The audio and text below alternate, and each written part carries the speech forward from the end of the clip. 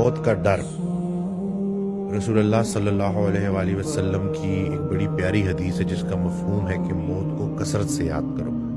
یہاں یہی بات سمجھائی جا رہی ہے کہ ایک دن ہر انسان نے موت کا ذائقہ چکھنا ہے اور وہ اس کا ایک وقت مقرر ہے اور اس کو کثرت سے یاد کرنا ہے، یہ بات سمجھنے کے لیے کہ بار بار مر کے نہ مرنا پڑے، یعنی کہ انسان بار بار سوچتا رہے کہ میں ابھی مروں گا، تو کثرت سے اپنی اس موت کو یاد کرو کہ ایک دن ہم نے واپس اپنے اللہ کے پاس جانا ہے، اور جس نے زندگی دی ہے، جس اللہ نے، وہ زندگی واپس لینے کا حق بھی رکھتا ہے، اور اس نے سانسیں بھی گن کے دی ہیں اور ایک وقت مقرر ہے، اس سے پہلے موت نہیں آ سکتی۔ جیسے حضرت واصف علی واصف رحمۃ اللہ ارشاد فرماتے ہیں کہ موت زندگی کی حفاظت کرتی ہے، وقت سے پہلے آ نہیں سکتی،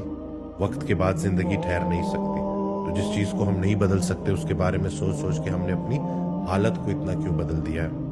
ایک اور آڈیو میں ارشاد فرماتے ہیں کہ جو یہ دنیا دار ہے نا، اس کی موت اچانک ہوتی ہے، جو دیندار ہے، جو اللہ کے حوالے سے زندگی گزارتا ہے، اس کو یہ پورا یقین ہوتا ہے کہ میری جو موت ہے وہ پراپر پلاننگ سے ہوئی ہے اور اللہ کی پلاننگ سے ہوئی ہے اور اللہ کے حکم سے ہوئی ہے، اور اللہ کی مرضی اور اپنی مرضی میں جو فرق ہے اس کا نام غم ہے۔ تو اس فرق کو ہم نے مٹانا ہے کہ جب اللہ کا حکم ہو گیا کہ اس کو واپس